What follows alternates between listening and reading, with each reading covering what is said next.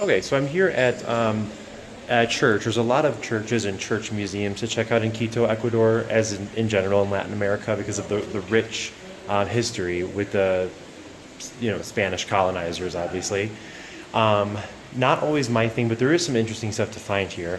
This one was based off of, or is named after Santa Mariana de Jesus. The church here was built in 1656, and then the convent portion, which is all the hallways and rooms behind me, was built in 1663, which she told me in Spanish, which to me is like the hardest thing to do numbers in Spanish, like ciento sesenta, ciento cinque, cinque seis. I'm like, I, I asked her, I figured it out.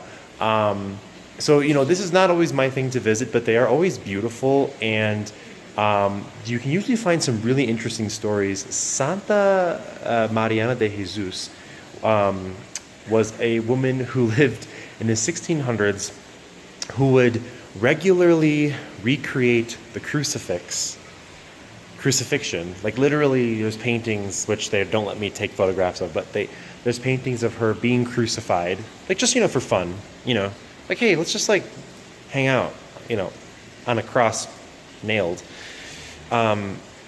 She would regularly fast and all that stuff, and then she actually sacrificed herself, which I guess that's how you have to become a saint. You have to commit suicide, basically. But no, it's really interesting. There, in Quito, Ecuador, they were having a bunch of earthquakes in 1620, and a bunch of people died. And then she sacrificed herself, and it kind of skimmed over the details on how she did that. I was trying to find exactly how she axed herself. And they say that the moment that she killed, or actually, it said that she was in agony for days before she died, which is lovely, at the age of 26. And the moment that she sacrificed herself, apparently the earthquakes stopped. So, not always going to be, people aren't always going to want to flock to churches the first time that they go visit a different city. But if you go and you look, there is a lot of really rich stories and history involved in those. I'll try to post some pictures next to this video so you can really see the paintings and how they depict it, because it's really interesting whether or not it's true, which it may or may not be. But I think I'll kill myself too.